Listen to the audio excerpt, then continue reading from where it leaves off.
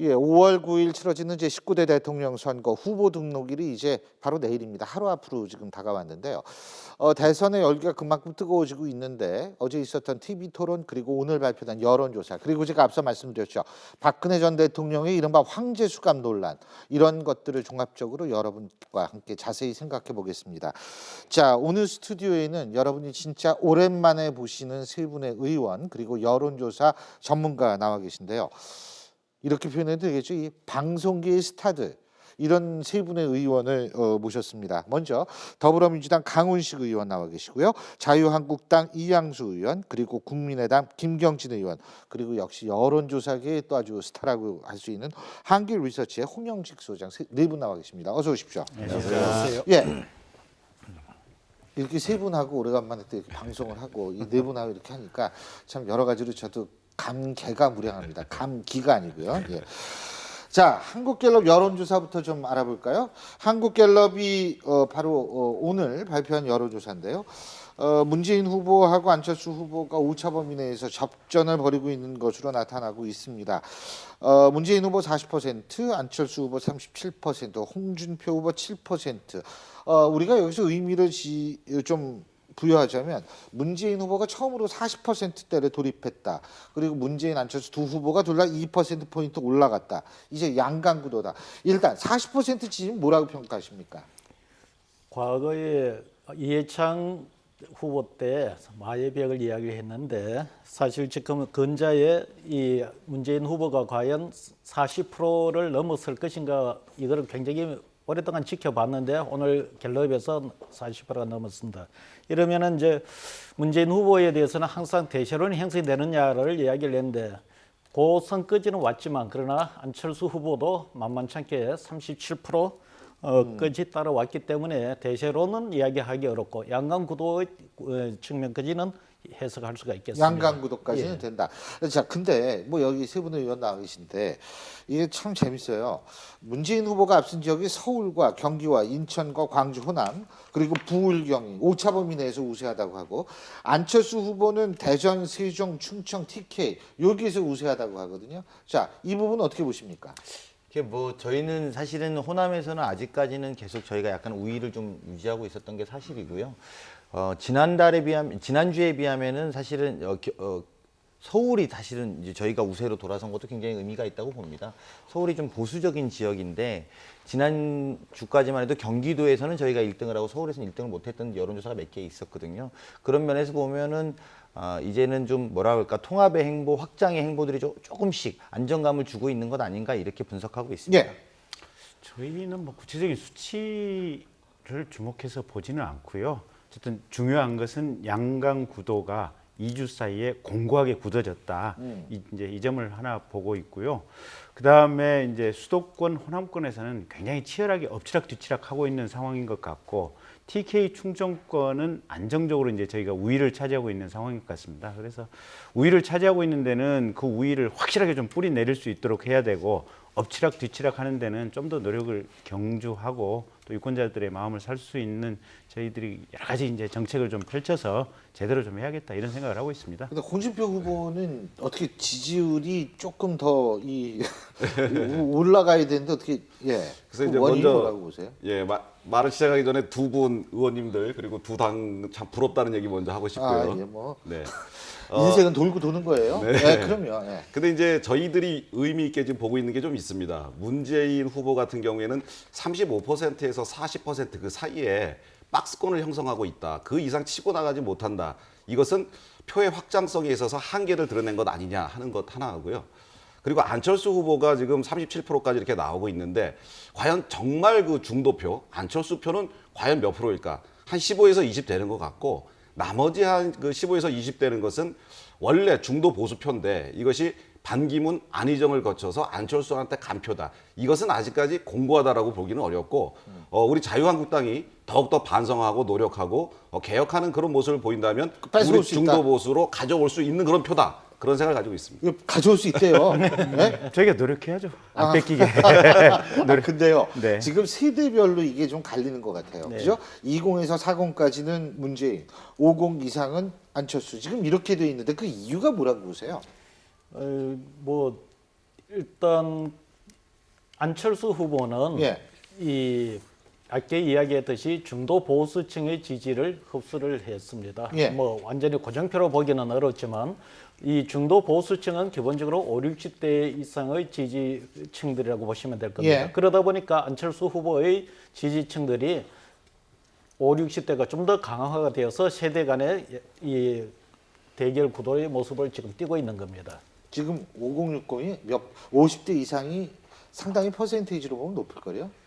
전체 유권자에서 차지하는 비중이요. 현재 유권자에 놓고 보면은 60 정확 수치는 내가 그런데 약 한 50대가 약 한 20% 정도, 21%가 되고 예. 이 60대 이상이 약 한 6, 7% 정도 되는 걸로 알고 있습니다. 그러니까 이게 사실 근데 문제는 이제 여기에서 승패라는 건 이제 투표율이 어느 정도 나오느냐. 근데 세대별 투표율이 어느 정도 나오냐 이거 아니겠어요? 그렇죠. 그쪽 같은 경우는 젊은 층을 최대한도로 이제 막 끌어모아야죠, 그죠? 저희 당의 입장에서는 젊은 층들이 더 많이 투표하는 게 유리한 네. 거고요. 근데 또 이제 뭐 이 안철수 의원 후보의 후보의 지지를 좀 사실 저희가 좀 분석해 보면 약간 지지율의 딜레마 같은 것도 좀 보여요. 그래서 예를 들면 호남에서 5060 이상이 굉장히 지지를 많이 하거든요. 예. 근데 동시에 TK에서도 또 가장 높은 지지율을 유지하고 있단 말입니다. 근데 이 호남의 50대 이상이라는 분들이 과거에 김대중 대통령을 DJ 선생님이라고 부르고 살았던 세대란 말입니다. 근데 이 부분에 대해서 TK를 어떻게 좀 잘 관리할 것인가. 제가 볼 때 이제 국민의당에서는 그런 5060 세대라도 예. 지역별 특징에 따라서 조금의 차이 나는 문제들을 예. 잘 극복하는 게 숙제가 아닐까 이런 생각은 좀 듭니다. 저희들이 숙제를 잘 해결해야 되는데요. 네. 이제 하나 팁을 주셨으니까 저희도 이제 이렇게 어드바이스를 같이 드리면 이런 것 같아요. 그러니까 아까 이영수 의원께서 말씀하신 대로 문재인 후보는 지금 40% 박스권에 딱 갇혀 있거든요. 그래서 이제 대탕평, 대통합을 얘기하는데 사실은 본인들의 표를 확장한다는 면에서는 대탕평, 대통합을 얘기하지만 거꾸로 저희들의 안철수 후보 쪽의 확장을 방지하기 위해서는 니들 적폐 세력의 지지를 받고 있지 않느냐 이렇게 또 확장을 방지하고 있거든요. 근데 그게 사실은 완전히 전후가 모순되는 지금 이 흐름들이거든요. 그래서 이게 문재인 후보도 그럼 40%를 어떻게 지금 넘어서 치고 갈 것이냐가 상당히 내부적으로 이 선거 전략을 수립할 수 없는 앞뒤 모순이 아닌가. 그래서 저희도 모순이 있지만 문재인 후보 쪽도 거의 같은 덫에 걸려 있다. 상황은 비슷한 것 같습니다. 이 부분에 대해서 저도 좀 한 말씀 드리면 네. 지금 그 적극 투표층 중에서 세대별로 구분을 해보면 20대에는 적극 반드시 가서 투표하겠다 하는 사람들 중에 50%가 넘는 사람들이 언제든지 지지 후보를 교체할 수 있다 이렇게 지금 대답하고 있거든요. 그리고 보수층 본인을 이제 보수라고 이야기하는 층에서도 후보 교체를 지지하는 비율이 상당히 높습니다. 그런 차원에서 지금의 그 양강 구도라고 하는 것이 공고하다 이렇게 보기에는 좀 상당히 어려울 것 같고 앞으로 두 분께서 서로 당을 염두해 주시는 발언들을 하셨는데 그런 약점들을 아마 잘 그 마크 하셔야지만 문제 해결해야 되면 가능할 것 같습니다. 근데 지금 이제 솔직히 여기 세 당의 관계자분들이 계신데 이 중에서 두 당은 공통점이 있어요. 후보의 지지율이 당의 지지율보다 안 나오고 있어요, 지금 사실. 근데 이제 국민의당만은 후보의 지지율이 당 지지율을 훨씬 뛰어넘고 있거든요. 어떻게 평가하십니까? 그래서 이제 보통 우리가 이야기하기를 예. 민주당 문재인 후보의 경우는 고정표에 근거를 하고 있다고 이야기하고 이 국민의당 후보는 유동표의 성격을 갖고 있다고 그 이야기하거든요. 유동표가 바람 아니에요. 바람은 고정표가 아니지 않습니까, 예. 사실은. 보통 우리가 네. 총 후보 총 득표를 네. 어떻게 계산을 하느냐?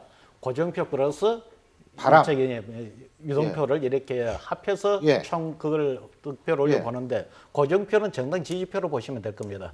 정당 지지표를 확보를 하고 예. 후보가 그의 외연을 더 넓히는 이 역량을 발휘해줘야 극대화가 되는 거거든요.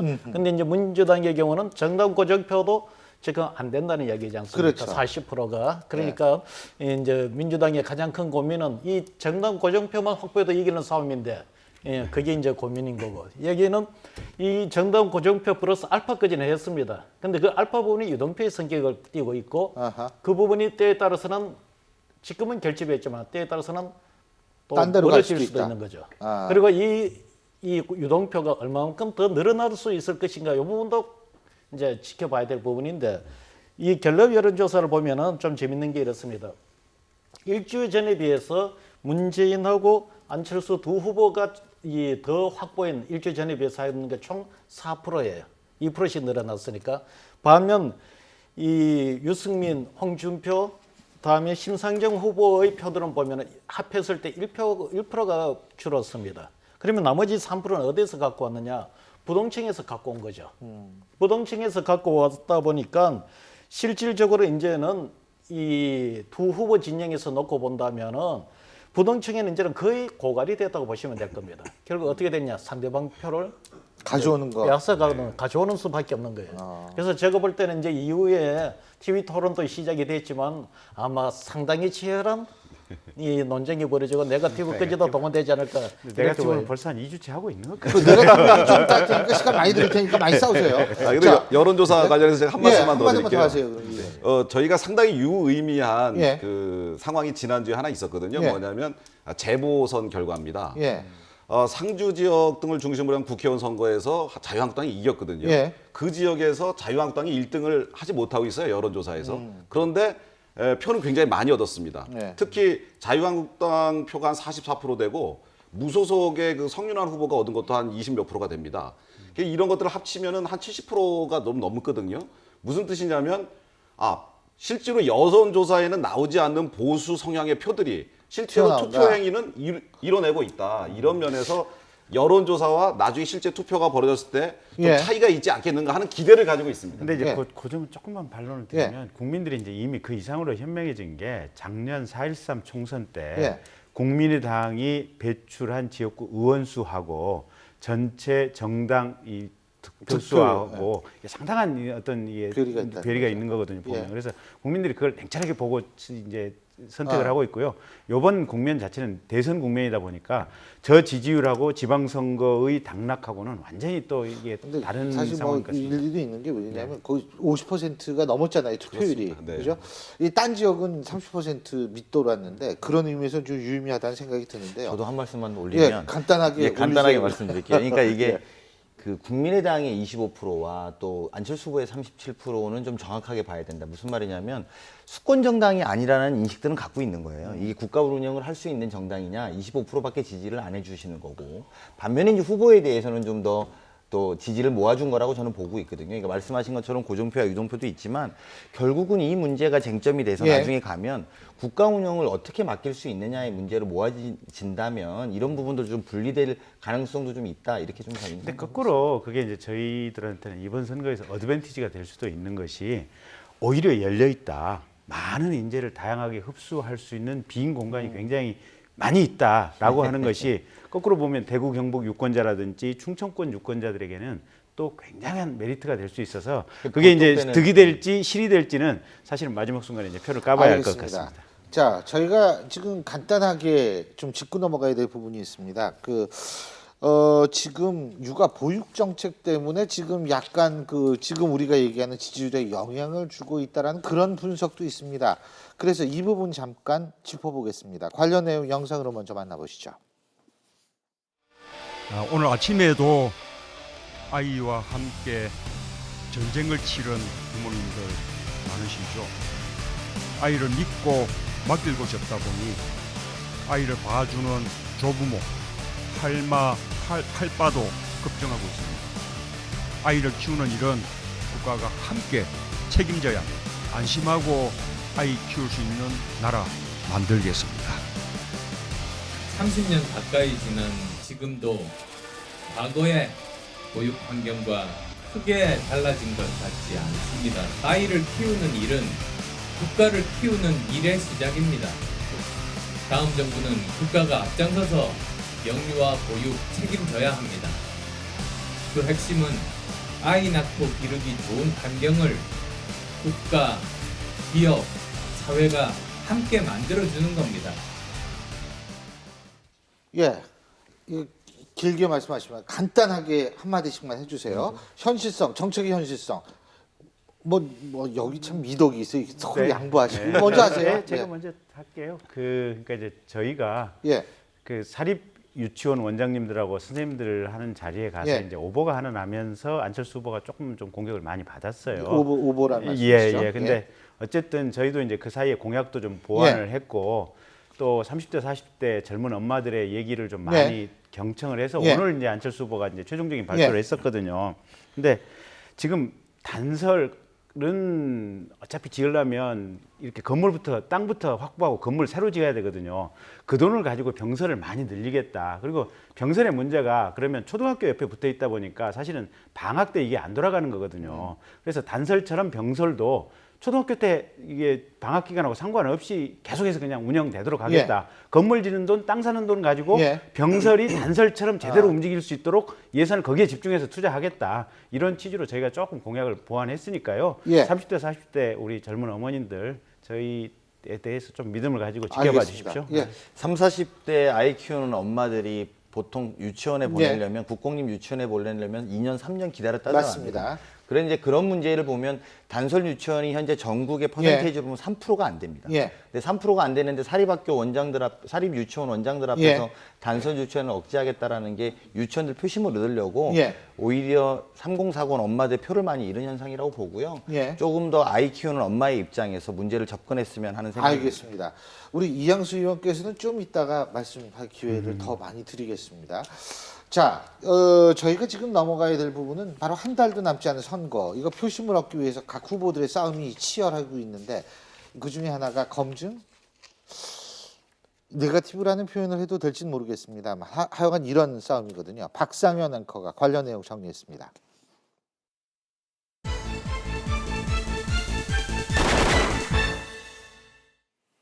네, 선거 때마다 빠지지 않고 등장하는 것이 있죠. 바로 네거티브입니다.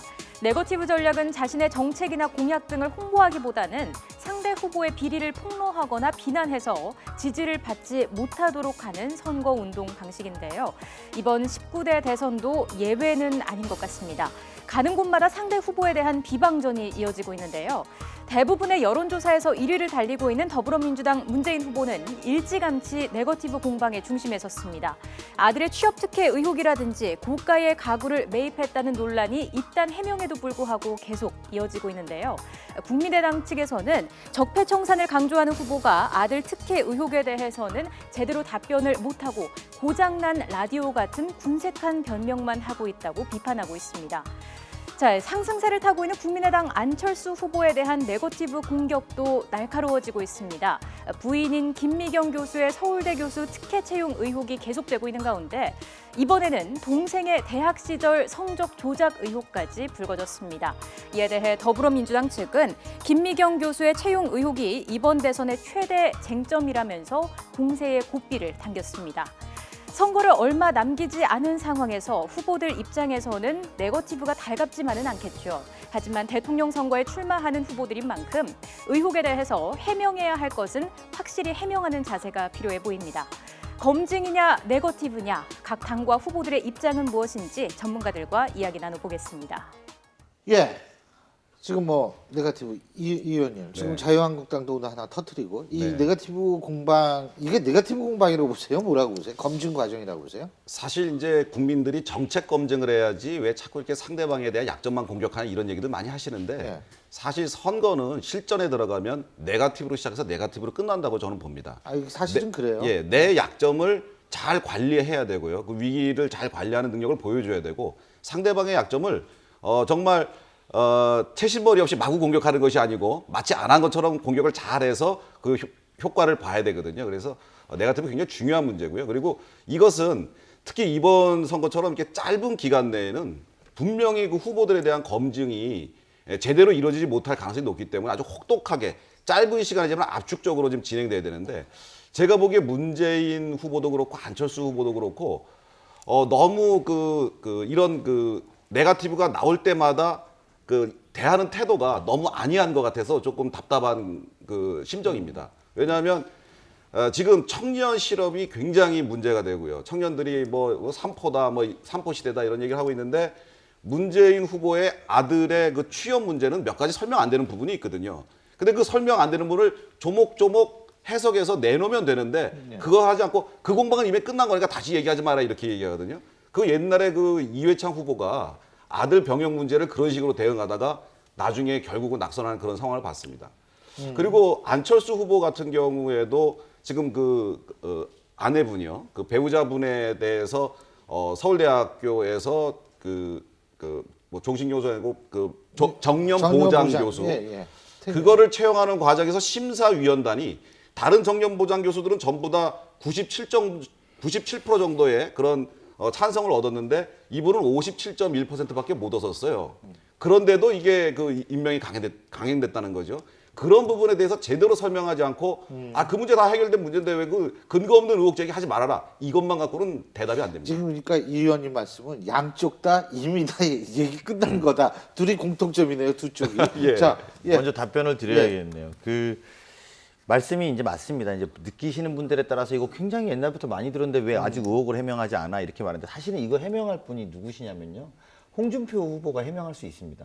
아마 우리 이항수 의원님 모르시는 모양인데 2007년에 환경노동위원장 주제로 이 정진석 의원이 문제 제기를 해서요.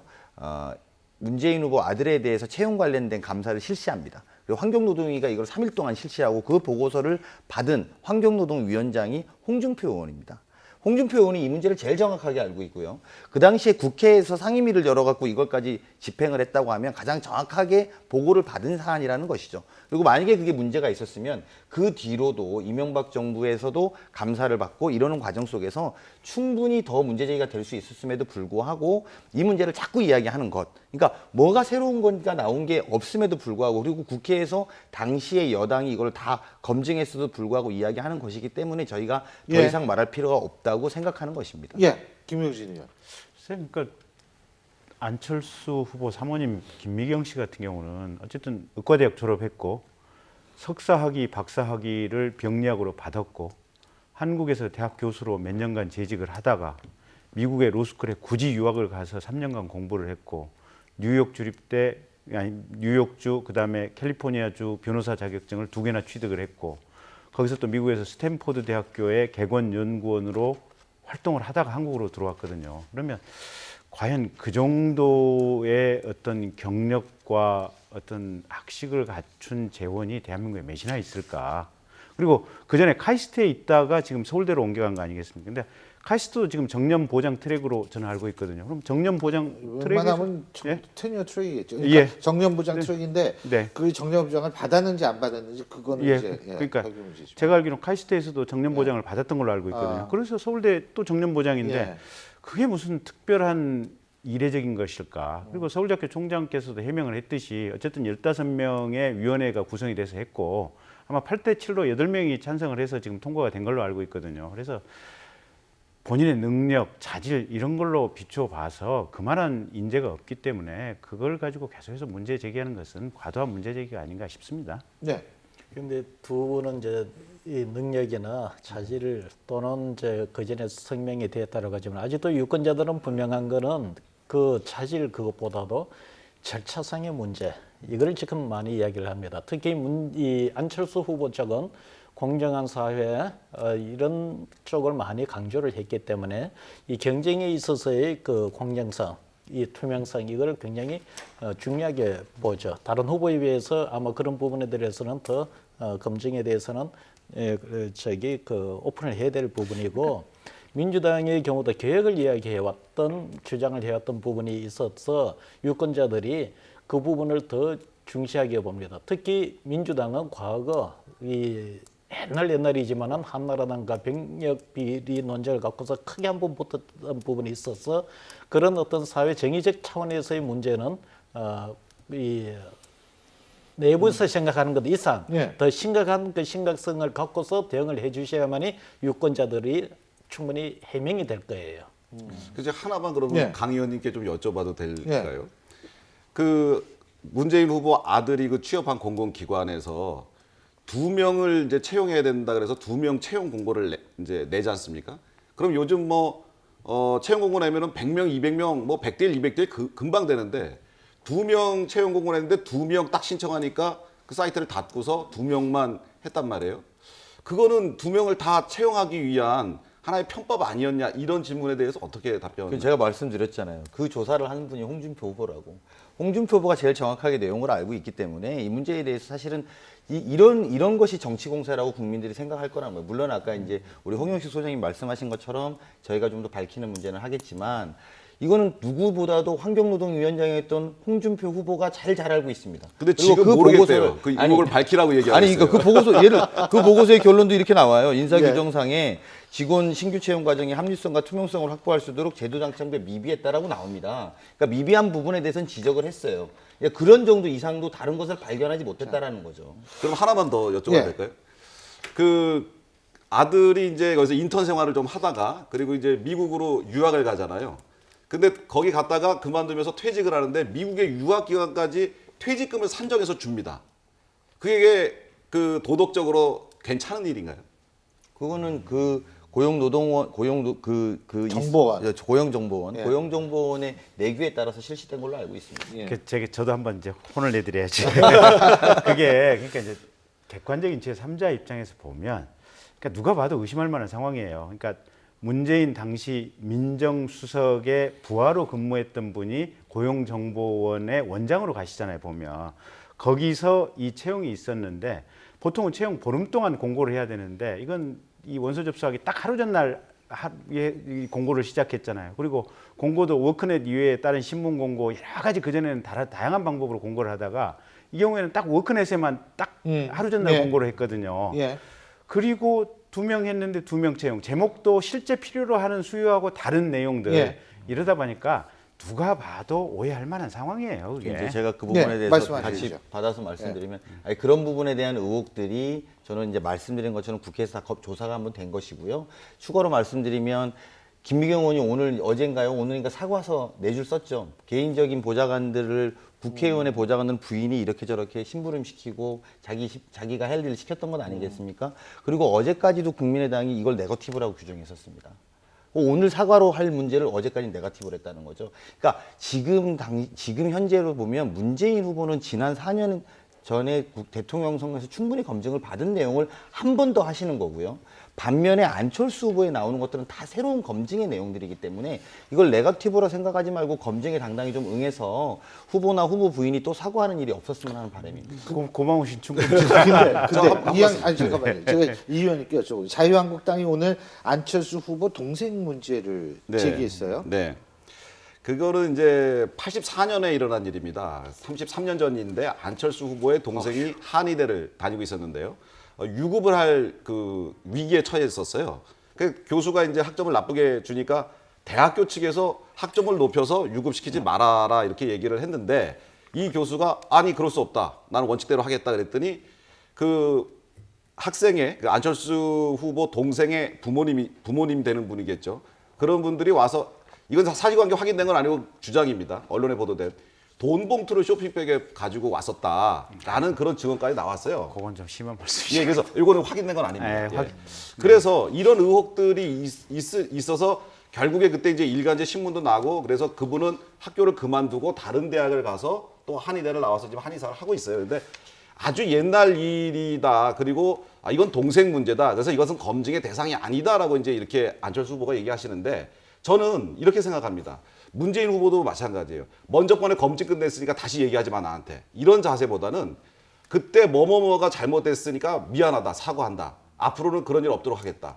그리고 동생 문제도 우리 집안에서 그런 일이 있었는지 다시 한번 확인해보고 철저해보고 혹시라도 잘못했으면 사과하고 저는 이런 자세가 대통령 후보로서의 자격에 걸맞는다 이런 생각합니다. 예, 김효진 의원님. 말씀은 맞는 말씀인데 저도 이제 오늘 관련된 기사를 검색해 봤는데 그 돈봉투 얘기는 저는 본 적이 없고요. 조금 심하신 말씀이 아닌가 싶고. 네, 그거는 이제 사실관계가 확인. 네, 그러니까 경우에 따라서는 안 후보님이라든지 그쪽에 따라서는 조금 리스키한 상황에 가실 수도 있는 것 같고. 어쨌든 그런 것 같아요. 안철수 후보가 지금 80학번일 겁니다. 그리고 이 동생은 82학번인데 아마 대구 한의대를 다녔다는 것 같고.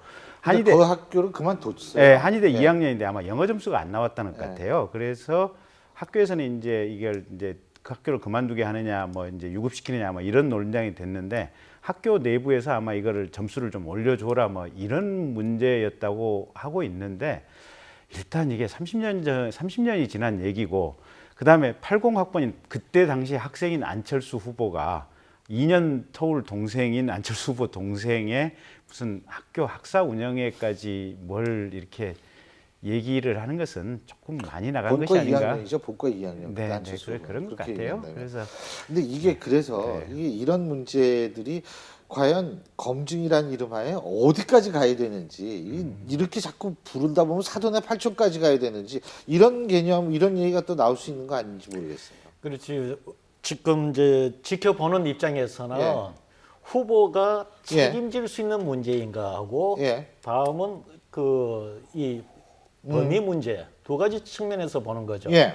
그것이 후보가 결정할 수 있거나 후보가 책임질 수 있는 문제면은 당연히 검증의 대상이 되는 거고, 근데 후보가 책임질 수 없는 알 수도 없었던 그런 문제였다면은 그거는 사실 우리가 후보 검증으로서 보기는 좀 어려운데, 그런 사안이 나오면 후보가 그 부분에 대해서 솔직히 그런 상황을 이야기하면 될 것 같고요. 그렇지 않는 경우는 당연히 후보가 책임져야 되겠죠. 두 번째는 이 범위 문제인데, 다른 거는 몰라도 지금 이야기되는 분들은 부부 간, 이 형제 간 이런 관계인데, 부부 자식 간에는 이게 아마 제가 볼 때는 1차적으로 검증의 대상이 될 수가 있을 겁니다.